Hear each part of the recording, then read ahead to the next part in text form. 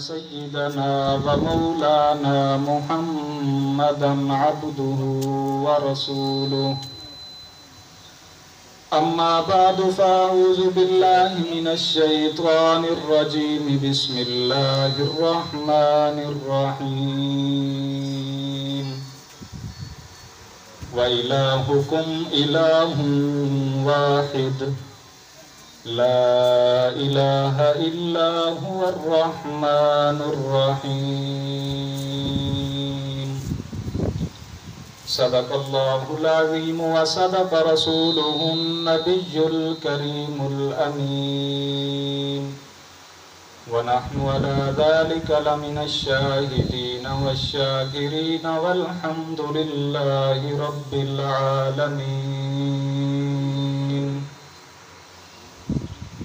شب گریزاں ہوگی جلوہ خورشید سے شب گریزاں ہوگی جلوہ خورشید سے یہ چمن معمور ہوگا نغمہ توحید سے میرے واجب الاحترام انتہائی قابل سب احترام محترم و مکرم ذی وقار حاضرین و سامعین بزرگان دین اور نوجوان دوستو بالخصوص عالم باعمل پیکر اخلاص و سادگی حضرت اقدس مولانا عبدالعزیز صاحب دامت برکاتہم العالیہ و دیگر انتہائی قابل احترام دوستو مختصر وقت میں چاہوں گا کہ گزشتہ پروگرام میں جو عنوان ہم نے شروع کیا تھا توحید باری تعالیٰ کا اس حوالے سے آگے گفتگو کو لے کے چلوں آپ کو یاد ہوگا کہ گزشتہ پروگرام میں نے آپ حضرات کے سامنے توحید باری تعالیٰ کی عظمت اور اہمیت کے حوالے سے گفتگو کی تھی آج ہم نے یہ سمجھنا ہے کہ توحید ہے کیا توحید کہتے کسے ہیں توحید ہوتی کیا ہے آپ حضرات سے اگر سوال کیا جائے کہ اس کائنات کا خالق کون تو جواب آئے گا اللہ آپ سے پوچھا جائے اس کائنات کا مالک کون جواب میں آپ کہیں گے اللہ آپ سے پوچھا جائے اس کائنات کا رازق کون تو جواب ملے گا اللہ لیکن میں آپ سے یہ بات کہنا چاہتا ہوں کہ فقط اتنا کہہ لینا رب کو کائنات کا خالق مالک رازق مشکل کشا حاجت روا سمجھ لینا یہ توحید نہیں اگر آپ قرآن کریم اٹھا کر غور کریں کہ حضور علیہ السلام کو خطاب کرتے ہوئے اللہ رب العزت نے فرمایا محبوب وَلَئِن سَأَلْتَهُمْ مَنْ خَلَقَهُمْ لَيَقُولُنَّ اللَّهُ محبوب آپ مشرکین سے پوچھیں کہ کائنات کا خالق کون ہے انہیں کس نے پیدا کیا ان کی تخلیق کس نے کی تو یہ جواب میں کہیں گے اللہ نے وَلَئِن سَأَلْتَهُمْ مَنْ خَلَقَ السَّمَاوَاتِ وَالْأَرْضِ لَيَقُولُنَّ اللَّهُ محبوب آپ ان سے پوچھیں کہ زمین و آسمان کا خالق کون ہے تو یہ جواب میں اللہ کہیں گے تو کائنات کا خالق مالک رازق اللہ کو تو مشرکین بھی مانتے تھے لیکن توحید کیا ہے میرے دوستو توحید صرف تصدیق کا نام نہیں توحید صرف ماننے کا نام نہیں توحید صرف اقرار کا نام نہیں بلکہ لا الہ پہلے سب کی نفی کرنی پڑے گی کہ کائنات میں کوئی خالق نہیں کوئی مالک نہیں کوئی رازق نہیں کوئی حاجت روا نہیں لا الہ الا اللہ کائنات میں کوئی مشکل کشا نہیں پہلے سب کی تردید کر پھر رب کی تصدیق کر پہلے سب کی نفی کر پھر رب کا اثبات کر پہلے سب کا انکار کر پھر رب کا اقرار کر اور اس عقیدہ توحید کو معراج کی رات امام الانبیاء جناب محمد الرسول اللہ نے کس طرح احسن انداز میں سمجھایا کہ اللہ کی بارگاہ میں پہنچ کر حضور اکرم صلی اللہ علیہ وسلم نے 3 تحفے پیش کیے فرمایا التحیات للہ والصلوات والطیبات اللہ میری جانی عبادت تیرے لیے ہوگی مالی عبادت تیرے لیے ہوگی قولی عبادت تیرے لیے ہوگی فعلی عبادت تیرے لیے ہوگی اللہ میری نماز تیرے لیے میرا قیام تیرے لیے میرا رکوع تیرے لیے میرا سجدہ تیرے لیے اللہ میری نظر تیرے لیے میری نیاز نیاز تیرے لیے، میری منت تیرے لیے، میری منوتی تیرے لیے، میرا چڑھاوا تیرے لیے، اللہ میرا روزہ تیرے لیے، میری زکوٰۃ تیرے لیے، میرا حج تیرے لیے، میرا عمرہ تیرے لیے، اللہ بدر میں جاؤں گا تیرے لیے، میرے دانت شہید ہوں گے تیرے لیے، احد میں جاؤں گا تیرے لیے، خندق کھودوں گا تیرے لیے، اللہ میں اپنے پیٹ پہ پتھر باندھوں گا تیرے لیے، حنین میں جاؤں گا تیرے لیے، تبوک میں جاؤں گا تیرے لیے، اللہ آج معراج کی رات براق پہ بیٹھ کے آیا ہوں تیرے لیے، ہجرت کی رات صدیق اکبر کے کندھوں پہ بیٹھوں گا تو تیرے لیے۔ التحیات للہ، اللہ میری ہر عبادت تیرے لیے ہوگی۔ پھر عقیدہ توحید کی اہمیت کو آپ اس طرح سمجھیں کہ امام اعظم ابو حنیفہ سب کہہ دو رحمت اللہ علیہ، حضرت امام صاحب کے زمانے میں ایک آدمی تحریہ بن گیا، توحید کا منکر ہو گیا، رب کے وجود کا انکار کرنے لگا۔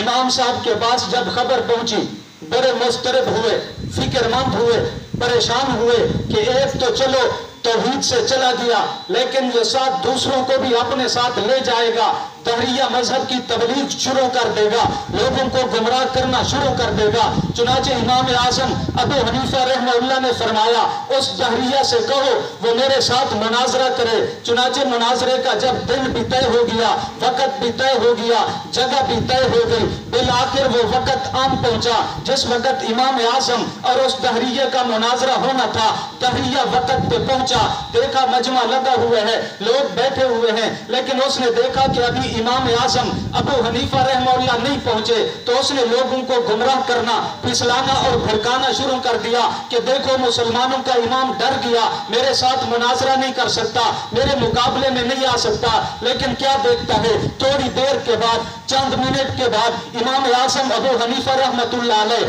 سامنے آتے ہوئے نظر آئے۔ جو ہی امام اعظم ابو حنیفہ اس مجمع میں پہنچے، فرمانے لگے لوگوں ذرا توجہ کرو، میں آج تمہیں ایک عجیب بات بتلانے چاہتا ہوں، آج ایک عجیب منظر، ایک عجیب نظارہ، ایک عجیب قدرت کے مناظر جو میں نے دیکھے ہیں وہ آپ کے سامنے پیش کرنا چاہتا ہوں۔ لوگوں نے کہا آپ نے کیا نظارے دیکھے؟ امام اعظم ابو حنیفہ نے کہا جب میں راستے سے آ رہا تھا میرے راستے میں ایک نہر آتی ہے، وہ مجھے عبور کر کے آنا تھا، لیکن جب میں پہنچا نہر کے کنارے پر میں نے دیکھا کوئی کشتی نہیں ہے، کوئی ملاح نہیں ہے، کوئی کشتی چلانے والا نہیں ہے، میں بڑا پریشان ہوا۔ لیکن تھوڑی دیر کے بعد جب میں نے دیکھا کہ درخت خود بخود کٹتے چلے گئے، خود بخود میخیں لگتی چلی گئی، خود بخود کشتی تیار ہو گئی، میں اس کشتی میں بیٹھا، کشتی چل پڑی، جب کشتی چلی اس نے مجھے نہر کے دوسرے کنارے پہ پہنچا دیا۔ اب دہریے نے کہا دیکھو مسلمانوں کا امام کیسی باتیں کرتا ہے، یہ بھلا کیسے ہو سکتا ہے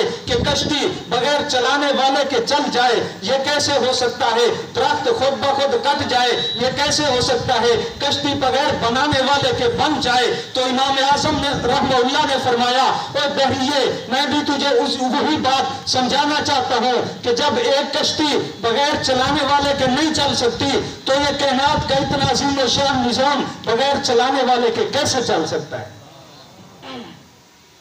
جب ایک کشتی بغیر بنانے والے کے خود بخود نہیں بن سکتی، درخت کاٹنے والے کے بغیر خود بخود نہیں کر سکتا، پھر تحریہ مجھے یہ بتا کہ یہ کائنات کا عظیم و شان نظام، یہ زمین و آسمان کا نظام، یہ بھلا بنانے والے کے بغیر کیسے بن سکتا ہے؟ خیر تحریہ کے ذہن میں بات آ گئی۔ لمبا ایک واقعہ ہے، مختصر کرتا ہوں کہ قرآن کریم سے جب ہم نے رب تعالیٰ کی وحدانیت اور اس کی توحید کے بارے میں سوال کیا، اے قرآن ہم دیکھتے ہیں دنیا کے اندر جب ہم کوئی بڑی چیز، کوئی عمارت، کوئی مدرسہ، کوئی سکول، کوئی یونیورسٹی ہم وجود میں لانا چاہیں، ہم کوئی بھی چیز بنانا چاہیں، ہمیں اس کے لیے بہت سارے سائنسدان اور انجینئر جمع کرنے پڑتے ہیں، بہت ساری لیبر اور مزدور بلانے پڑتے ہیں، بہت سارے دانشور جمع ہوتے ہیں، بہت سارے معاونین و مددگار جمع ہوتے ہیں، تب جا کر وہ چیز وجود میں آتی ہے۔ قرآن ہمیں ذرا یہ تو بتا، کیا یہ کائنات کا اتنا عظیم و شان نظام بنانے کے لیے بہت سارے افراد جمع ہوئے تھے یا نہیں؟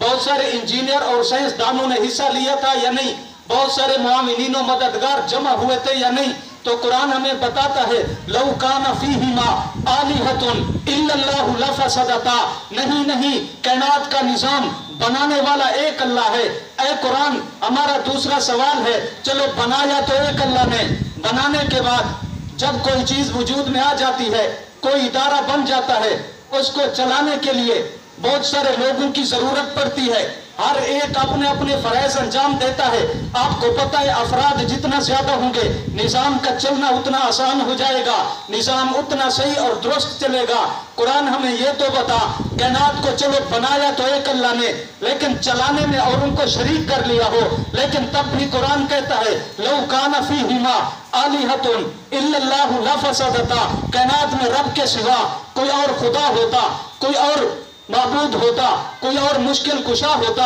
کوئی اور حاجت روا ہوتا، کوئی اور عزت و ذلت کا مالک ہوتا، کوئی اور روزی رساں ہوتا، تو یہ دھرتی اس طرح پر رونق نہ ہوتی۔ لو کان فیہما آلہۃ الا اللہ لفسدتا،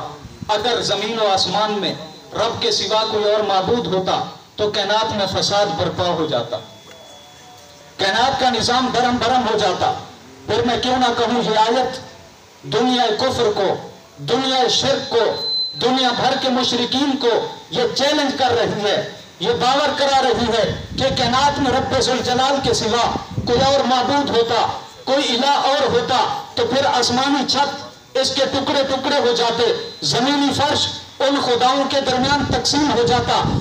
سورج کا نظام درم برم ہو جاتا، کوئی چلنے کو کہتا، کوئی رکنے کو کہتا، کوئی طلوع ہونے کو کہتا، کوئی غروب ہونے کو کہتا، پہاڑی نظام ریزہ ریزہ ہو جاتا، ٹوٹ پھوٹ کا شکار ہوتا۔ لیکن آج تک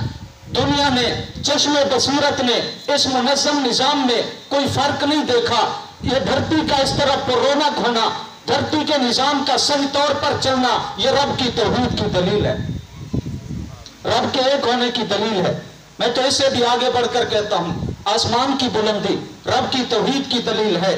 سورج کی چمک رب کی توحید کی دلیل ہے، چاند کی دمک رب کی توحید کی دلیل ہے، ستاروں کی جگمگاہٹ رب کی توحید کی دلیل ہے، زمین کی وسعت رب کی توحید کی دلیل ہے، پہاڑوں کا استقلال رب کی توحید کی دلیل ہے، دریاؤں کی روانی رب کی توحید کی دلیل ہے، سمندروں کی طغیانی رب کی توحید کی دلیل ہے، پھولوں کا مہکنا رب کی توحید کی دلیل ہے، سبزے کا لہکنا رب کی توحید کی دلیل ہے، چڑیوں کا چہکنا رب کی توحید کی دلیل ہے، یہ شام و سحر کا نظام رب کی توحید کی دلیل ہے، شمس و قمر کا نظام رب کی توحید کی دلیل ہے، بحر و بر کا نظام رب کی توحید کی دلیل ہے، شمس و قمر کا نظام رب کی توحید کی دلیل ہے، نور و بشر کا نظام رب کی توحید کی دلیل ہے، زمین و آسمان کا نظام رب کی توحید کی دلیل ہے، مکین و مکان کا نظام رب کی توحید کی دلیل ہے، حور و گرنا کا نظام رب کی توحید کی دلیل ہے، کہکشاں کا نظام رب کی توحید کی دلیل ہے، یہ سارے جہاں کا نظام رب کی توحید کی دلیل ہے۔ یہ سارے نظام کا اس طرح پر رونق ہونا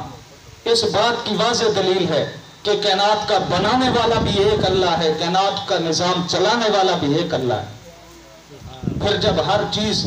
رب کی وحدانیت کی، رب کی توحید کی دلیل ہے، مجھے بتاؤ رب کی توحید کو سمجھنے کے لیے کہیں جانے کی ضرورت ہے؟